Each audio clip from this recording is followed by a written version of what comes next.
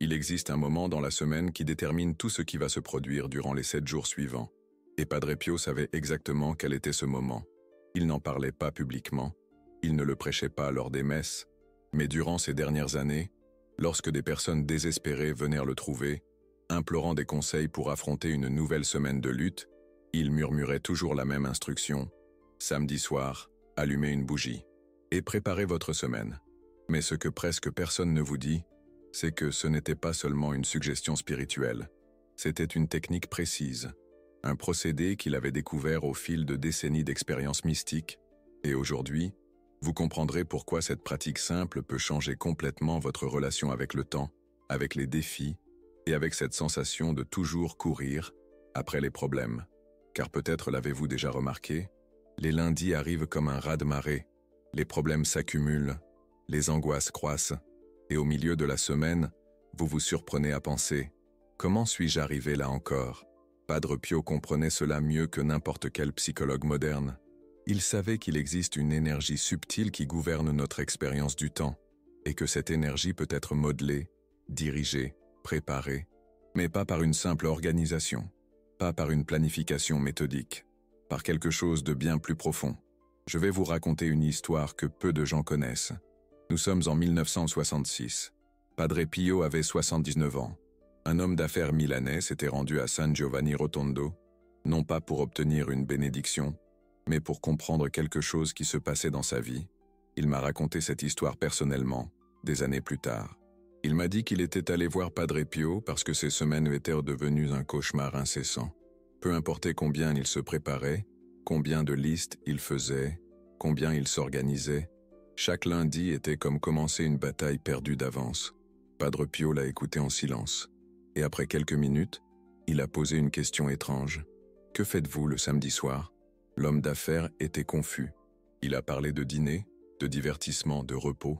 Padre Pio a secoué la tête. « Vous gaspillez le moment le plus puissant de la semaine. Le samedi soir n'est pas fait pour se reposer. C'est pour préparer. C'est pour semer. » Et puis il a expliqué quelque chose qui a complètement changé la vie de cet homme. Il existe une fenêtre temporelle spécifique entre le coucher du soleil de samedi et le lever du soleil de dimanche. Une fenêtre où notre conscience est plus réceptive aux directives profondes, où ce que nous semons au niveau spirituel se manifeste au niveau pratique. Padre Pio appelait ce moment le semeur invisible. Mais voici ce qui est fascinant. Il n'inventait rien.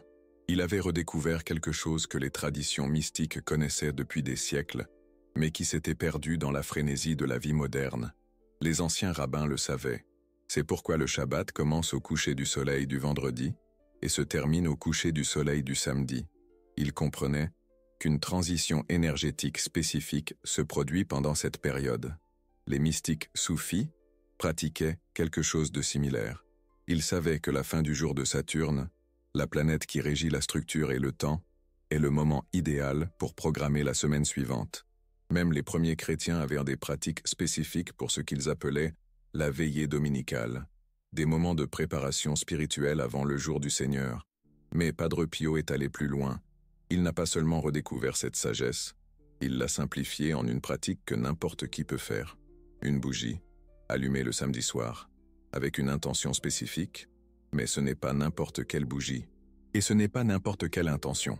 Il existait une séquence précise qu'il enseignait, un processus qui active ce qu'il appelait l'harmonisation temporelle, une façon de synchroniser notre énergie personnelle avec les rythmes les plus profonds de l'existence.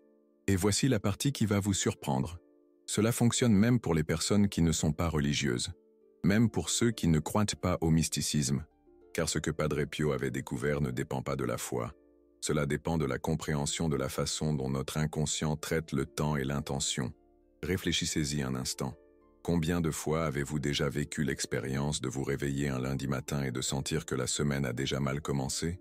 Comme s'il y avait une énergie lourde, dense, difficile à déplacer?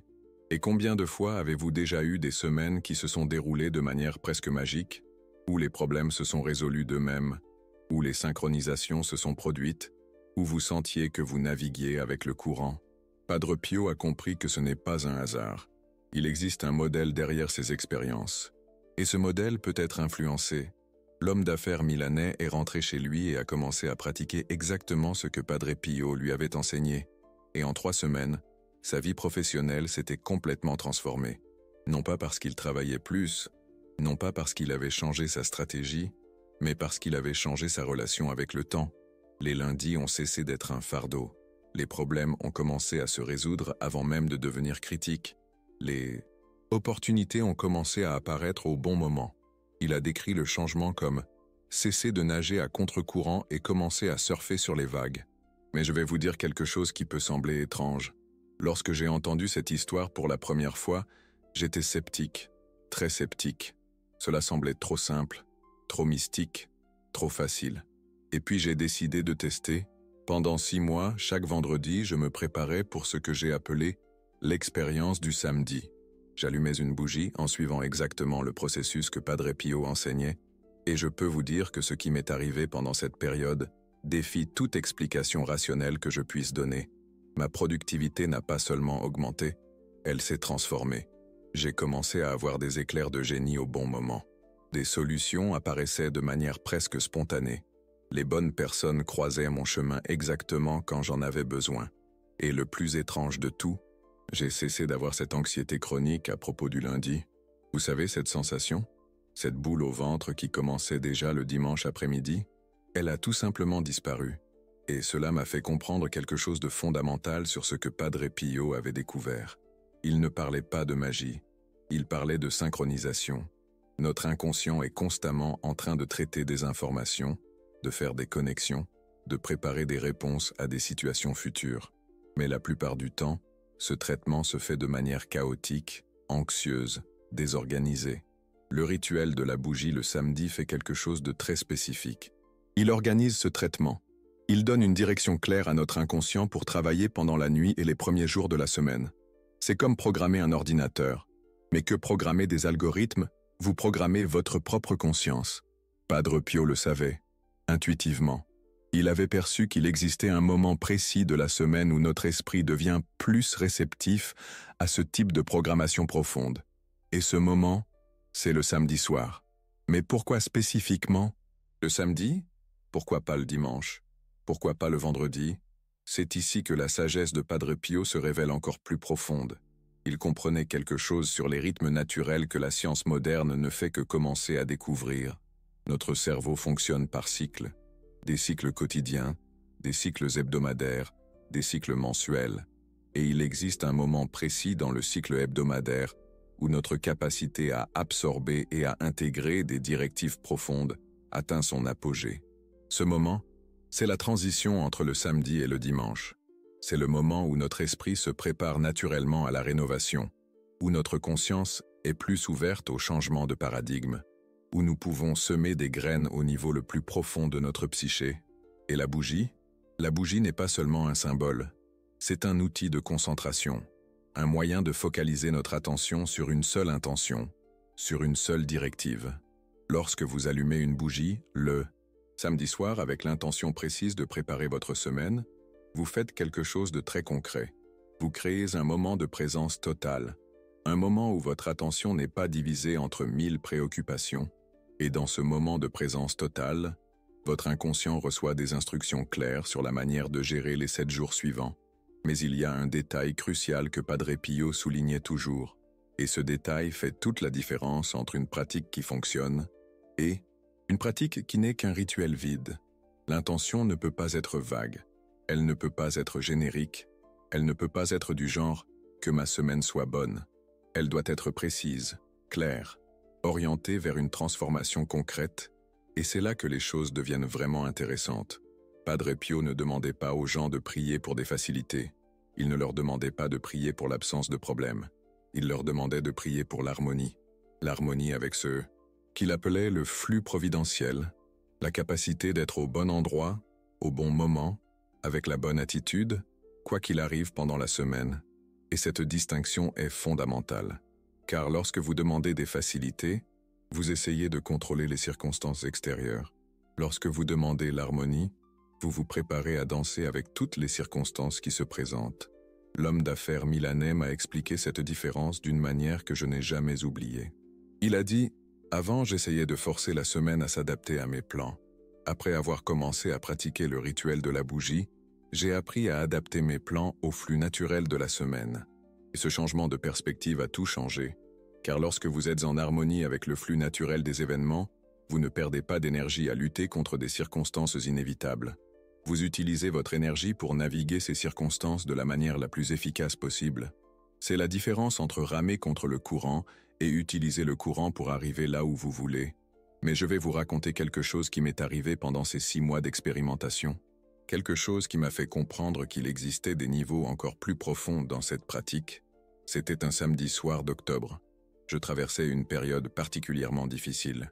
Des problèmes au travail, des tensions dans mes relations, cette sensation que tout s'effondrait en même temps. J'ai allumé la bougie, comme je l'avais fait les mois précédents. Mais cette fois-ci, au lieu de demander l'harmonie ou une directive, je suis simplement resté silencieux, observant la flamme, permettant à mon esprit de s'apaiser. Et c'est alors que quelque chose d'extraordinaire s'est produit. Soudain, j'ai eu une clarté absolue sur tous les problèmes que je rencontrais. Pas de solution magique, mais une compréhension profonde de la manière dont chaque problème était lié aux autres, et de la manière dont il y avait un schéma sous-jacent que je n'arrivais pas à voir. Cette semaine-là, je n'ai pas résolu les problèmes de manière traditionnelle. Je n'ai pas fait plus d'efforts. Je n'ai pas travaillé plus d'heures. J'ai simplement agi à partir de cette compréhension plus profonde. Et les problèmes se sont dissipés d'une manière que je n'avais jamais expérimentée auparavant. C'était comme si j'avais trouvé la bonne clé pour une porte que j'essayais de forcer depuis des mois. Et c'est là que j'ai compris ce que Padre Pio enseignait réellement. Il n'enseignait pas un rituel pour obtenir des choses. Il enseignait un processus pour accéder à la sagesse. La bougie n'est pas une demande adressée à l'univers. La bougie est un moyen de créer de l'espace pour que votre propre sagesse intérieure puisse émerger. Et cette sagesse intérieure, lorsqu'elle est sollicitée régulièrement, a un effet cumulatif sur la qualité de votre vie. Elle commence à influencer non seulement la façon dont vous affrontez les problèmes, mais aussi la façon dont vous attirez ou rejetez certaines situations. Padre Pio appelait cela le magnétisme spirituel, la capacité d'attirer des circonstances qui sont en harmonie avec votre croissance et votre but les plus profonds. Et voici quelque chose qui va sembler contradictoire, mais qui est absolument vrai. Plus vous pratiquez ce rituel, moins vous en avez besoin, car ce qui se produit avec le temps, c'est que vous développez une sensibilité naturelle au rythme et au flux qui régissent votre vie. Vous commencez à sentir intuitivement quand vous êtes en harmonie et quand vous forcez les choses.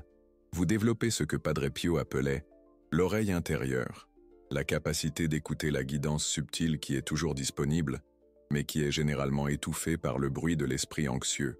Et lorsque vous développez cette oreille intérieure, votre relation avec le temps change complètement.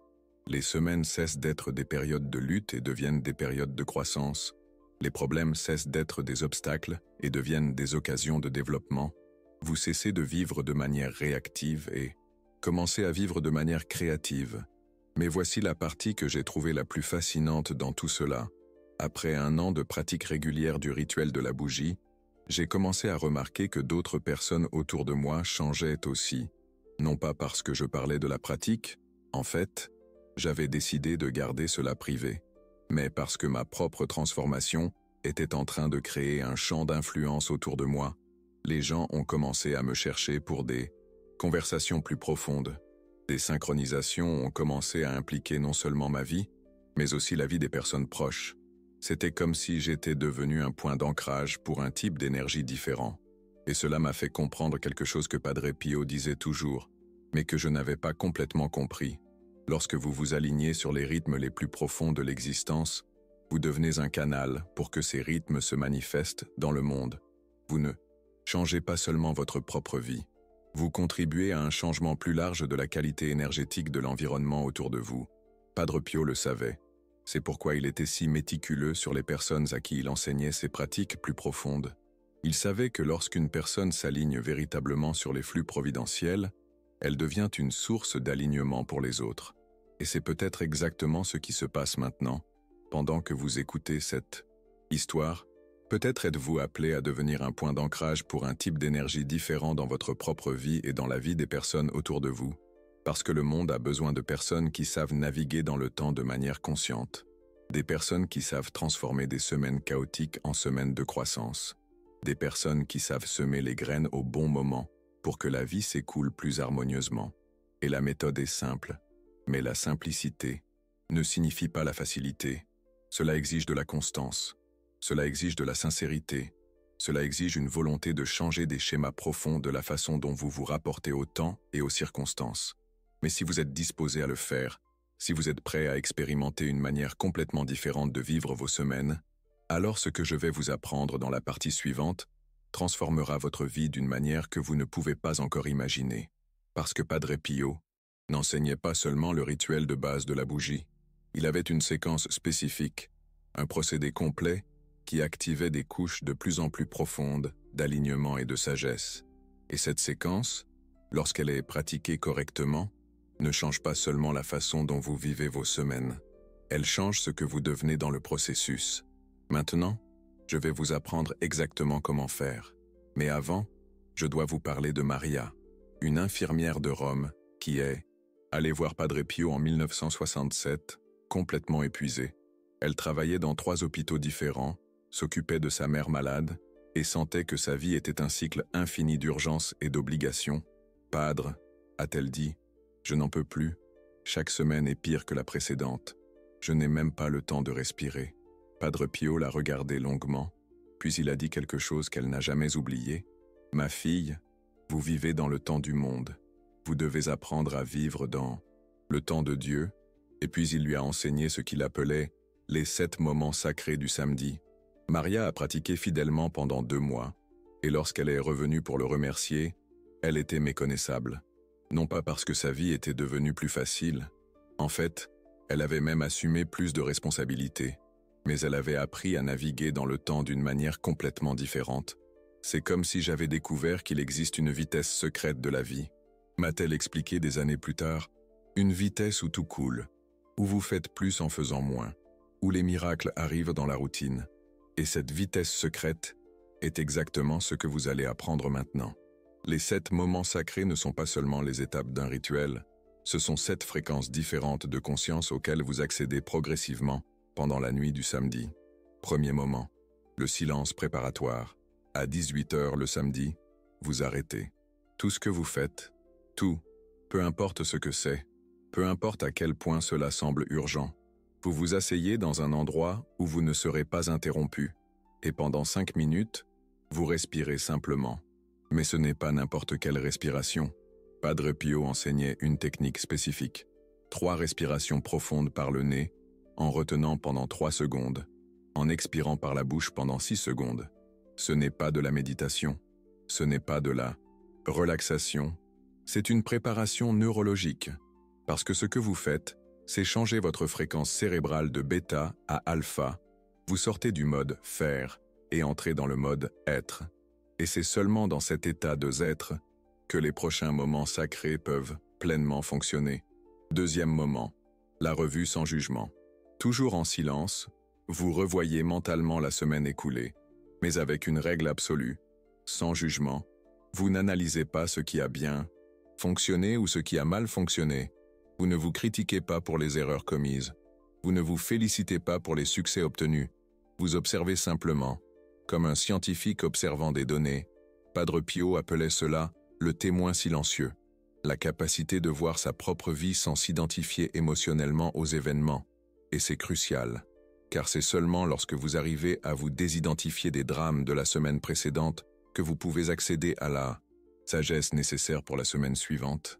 Maria m'a raconté qu'au début, ce moment était pénible pour elle. Son esprit était obsédé par toutes les erreurs, toutes les mauvaises décisions, toutes les occasions manquées. Mais Padre Pio lui avait donné une technique spécifique pour y faire face.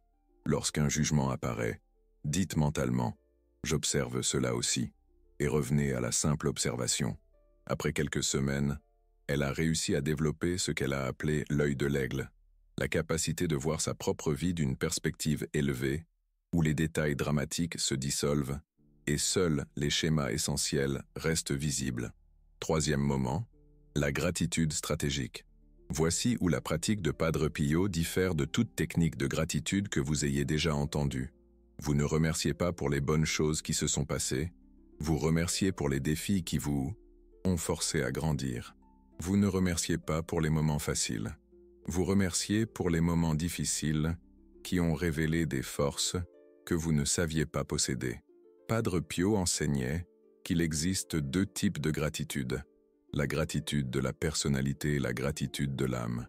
La gratitude de la personnalité remercie pour ce qui est agréable. La gratitude de l'âme remercie pour ce qui est transformateur. Et seule la gratitude de l'âme a le pouvoir de changer la fréquence énergétique de votre vie. Maria pratiquait cela d'une manière très spécifique. Elle choisissait le moment le plus difficile de la semaine précédente et trouvait un aspect pour lequel elle pouvait être sincèrement reconnaissante. Au début, c'était forcé, m'a-t-elle confié. Mais après quelques semaines, j'ai commencé à réaliser que mes plus grandes croissances venaient toujours de mes plus grands défis. Et la gratitude est devenue naturelle. 4e moment, la vision semencière. Maintenant vient la partie que Padre Pio considérait comme la plus importante. Vous fermez les yeux et visualisez la semaine à venir, mais pas comme une séquence d'événements, comme un champ fertile attendant d'être semé. Vous voyez le lundi comme une terre préparée, le mardi comme une pluie nourrissante, le mercredi comme un soleil énergisant, jeudi comme une croissance visible, vendredi comme une floraison, samedi comme une récolte, et dimanche comme un repos sacré avant le prochain cycle.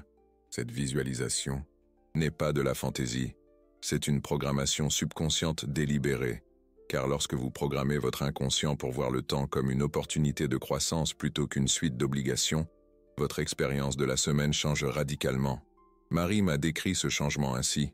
Avant, je me réveillais le lundi en me disant « Qu'est-ce qui va mal tourner aujourd'hui ?»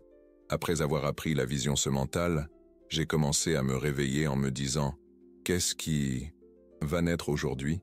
Et ce changement de question intérieure a tout changé. 5e moment, la bougie de l'intention. Ce n'est qu'à présent que vous allumez la bougie. Après avoir préparé votre conscience, revu sans jugement, remercié stratégiquement et planté la vision semencière. La bougie n'est pas le rituel. La bougie est le symbole que votre conscience est alignée et prête à recevoir un guidage profond. Vous allumez la bougie avec une intention très spécifique, pas une demande, une affirmation. Padre Pio enseignait 3 types d'affirmations, selon ce que vous aviez le plus besoin de développer. Pour la croissance professionnelle, que je puisse servir à travers mon travail avec sagesse et efficacité. Pour les relations, que je puisse aimer et être aimé avec authenticité et liberté. Pour le développement spirituel, que je puisse vivre chaque jour aligné avec mon but le plus élevé. Mais voici le secret que peu connaissent. Vous ne dites pas ces paroles. Vous les ressentez comme si elles étaient déjà vraies. Marie m'a expliqué. Au début, je demandais ces choses, puis j'ai appris à les affirmer. Mais ce n'est que lorsque j'ai commencé à ressentir ces choses comme une réalité présente qu'elles se sont manifestées dans ma vie extérieure. 6e moment, le dialogue silencieux. Avec la bougie allumée et l'intention plantée, vous entrez dans ce que Padre Pio appelait la conversation intérieure. Vous posez une question spécifique à votre sagesse intérieure. Qu'est-ce que j'ai le plus besoin de savoir pour naviguer la semaine prochaine avec grâce? Et ensuite, vous écoutez simplement, pas avec les oreilles, avec une attention totale. Les réponses ne viennent pas comme des voix, elles viennent comme des éclairs de génie, comme des sensations de clarté, comme un savoir soudain. Parfois, elles viennent sous forme d'images, parfois sous forme de mots qui apparaissent dans l'esprit, parfois comme une sensation physique de guidage. L'important est de ne pas forcer, de ne pas interpréter, juste recevoir ce qui vient. Marie a mis des mois à avoir confiance en ce processus. Au début, je pensais que j'inventais les réponses, m'a-t-elle dit, mais lorsque j'ai commencé à suivre les directives que je recevais, j'ai réalisé qu'elles venaient d'un endroit bien plus sage que mon esprit conscient.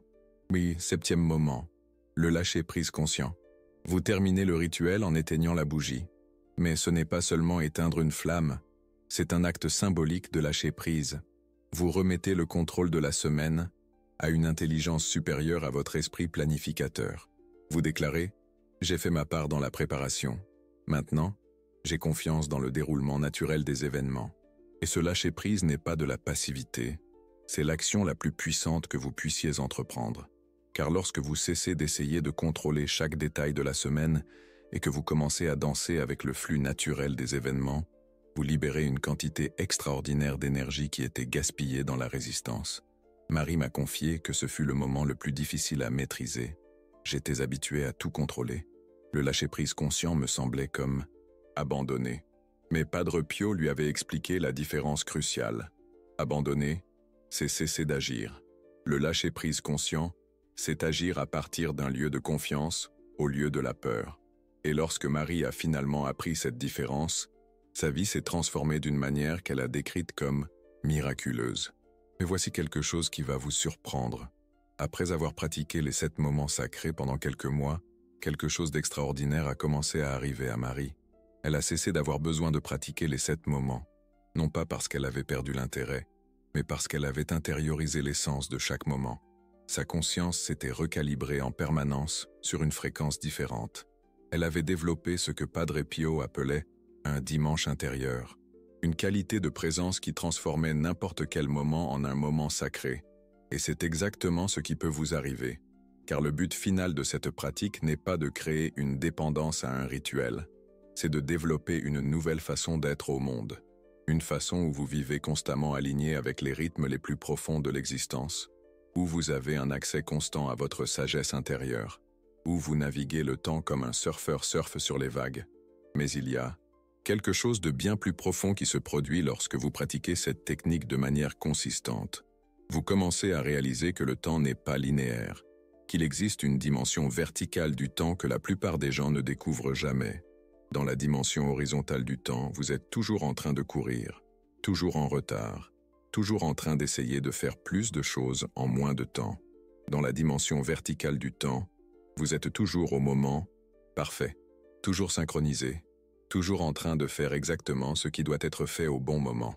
Et lorsque vous apprenez à vivre dans la dimension verticale du temps, les miracles deviennent routiniers. Marie m'a raconté une semaine spécifique où cela est devenu cristallin pour elle. C'était décembre 1968. Sa mère avait été hospitalisée pour une urgence cardiaque. L'hôpital où elle travaillait était confronté à une grève, et elle avait reçu une offre d'emploi dans une autre ville dont elle devait décider en 3 jours. En semaine normale, cela aurait été un désastre complet. Mais elle avait pratiqué les 7 moments sacrés le samedi précédent. Je me souviens d'être à l'hôpital le lundi matin, m'a-t-elle raconté, et d'avoir soudainement une clarté absolue sur tout ce que je devais faire. Ce n'était pas de la planification mentale.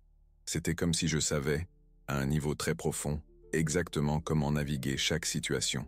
Au cours de cette semaine, elle a réussi à prendre soin de sa mère, à négocier la résolution de la grève et à négocier une version modifiée de l'offre d'emploi qui lui a permis de rester à Rome, mais avec de meilleures conditions. Ce n'est pas que les problèmes ont disparu, a-t-elle expliqué. C'est que je suis devenu une personne différente. Une personne qui savait comment danser avec les problèmes, au lieu de lutter contre eux. Et c'est la véritable transformation qui se produit lorsque vous pratiquez cette technique de manière consistante. Vous ne devenez pas quelqu'un qui évite les problèmes. Vous devenez quelqu'un qui transforme les problèmes en opportunités de croissance.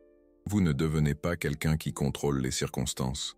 Vous devenez quelqu'un qui navigue les circonstances avec maîtrise. Vous ne devenez pas quelqu'un qui a une vie facile. Vous devenez quelqu'un qui a une vie significative. Et cette différence change tout, car lorsque votre vie est significative, les défis deviennent des aventures, les difficultés, des leçons, les obstacles, des tremplins.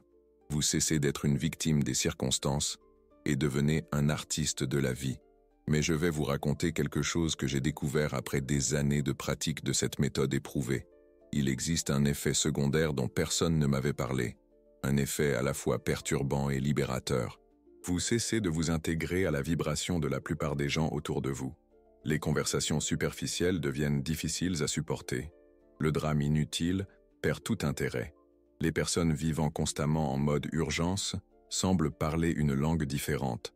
Ce n'est pas que vous devenez arrogant ou vous sentez supérieur. C'est que vous opérez littéralement sur une fréquence différente. Et cela peut être solitaire au début. Marie a également vécu cela. Pendant quelques mois, je me suis senti comme si je vivais dans un monde parallèle, m'a-t-elle confié.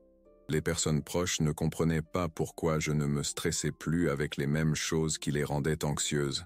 Mais ensuite, quelque chose d'intéressant a commencé à se produire. De nouvelles personnes ont commencé à apparaître dans sa vie, des personnes qui cherchaient également une manière plus consciente de vivre. Et les personnes déjà présentes dans sa vie ont commencé à poser des questions. Elle voulait comprendre ce qui avait changé. Elle voulait apprendre. C'était comme si j'étais devenu un aimant pour les personnes prêtes à évoluer, m'a-t-elle dit. Et c'est quelque chose que vous pouvez aussi expérimenter. Lorsque vous vous alignez constamment sur les rythmes les plus profonds de l'existence, vous devenez automatiquement un point de référence pour les autres personnes qui recherchent le même alignement. Vous n'avez pas besoin d'évangéliser, vous n'avez pas besoin d'enseigner. Vous vivez simplement différemment et cela devient une invitation silencieuse pour ceux qui sont prêts. Mais voici quelque chose d'important que Padre Pio soulignait toujours. Cette pratique spirituelle ancestrale n'est pas pour tout le monde. Non pas parce que certaines personnes n'en sont pas capables, mais parce que toutes les personnes ne sont pas prêtes à la responsabilité qui accompagne ce niveau d'alignement. Lorsque vous vous alignez sur les flux providentiels, vous devenez un canal pour que ces flux se manifestent dans le monde. Et cela signifie que vos actions ont un impact beaucoup plus important qu'avant. Vous ne pouvez plus vivre inconsciemment. Vous ne pouvez plus agir sur un coup de tête sans tenir compte des conséquences. Vous ne pouvez plus gaspiller votre énergie dans des drames inutiles. Parce que vous savez au plus profond de vous que votre énergie est sacrée, que votre temps est un don, que votre vie est une occasion de servir quelque chose de plus grand que vous-même. Et cette conscience, une fois éveillée, ne peut plus être endormie. Marie m'a dit quelque chose que je n'ai jamais oublié. Avant d'apprendre cette pratique, je vivais comme si ma vie était ma propriété privée. Ensuite, j'ai réalisé que ma vie est un instrument qui m'a été confié pour jouer une musique spécifique dans le monde. Et peut-être est-ce exactement ce qui vous arrive maintenant. Peut-être êtes-vous appelé à découvrir quelle musique votre vie est destinée à jouer. Peut-être êtes-vous invité à devenir un instrument conscient des rythmes les plus profonds de l'existence. Peut-être est-il temps d'arrêter de lutter contre le temps et de commencer à danser avec lui. La méthode est entre vos mains maintenant. Les 7 moments sacrés du samedi ne sont pas seulement une pratique, ils sont une porte d'entrée vers une manière complètement nouvelle d'exister. Une manière où chaque semaine devient une occasion de croissance, où chaque jour devient une aventure consciente, où chaque instant devient un choix entre la peur et l'amour, entre le contrôle et la confiance, entre la résistance et l'alignement. Que choisissez-vous? Car le prochain samedi soir, lorsque le soleil commencera à se coucher, vous aurez une décision à prendre. Vous pouvez continuer à vivre au temps du monde, où les semaines s'éternisent et les jours s'accumulent dans une suite interminable d'obligations et d'inquiétudes, où vous pouvez commencer à vivre au temps de Dieu, où chaque semaine est un cycle sacré de semis, de croissance et de récolte, où chaque jour est une occasion d'aligner votre volonté personnelle avec un but supérieur. Le choix vous appartient. Mais sachez qu'une fois que vous aurez expérimenté la liberté de vivre en harmonie avec les rythmes les plus profonds de l'existence, vous ne pourrez plus jamais vous contenter de moins. Parce que vous aurez goûté à ce que Padre Pio appelait la vitesse de l'éternité, cette qualité de temps où tout est possible, où les miracles sont naturels, où la vie devient une danse continue entre l'humain et le divin, et cette vitesse, une fois expérimentée, devient un foyer auquel vous voudrez toujours retourner. La flamme vous attend. La semaine attend d'être transformée. Votre vie attend d'être vécue dans sa plénitude la plus sacrée. Qu'attendez-vous ?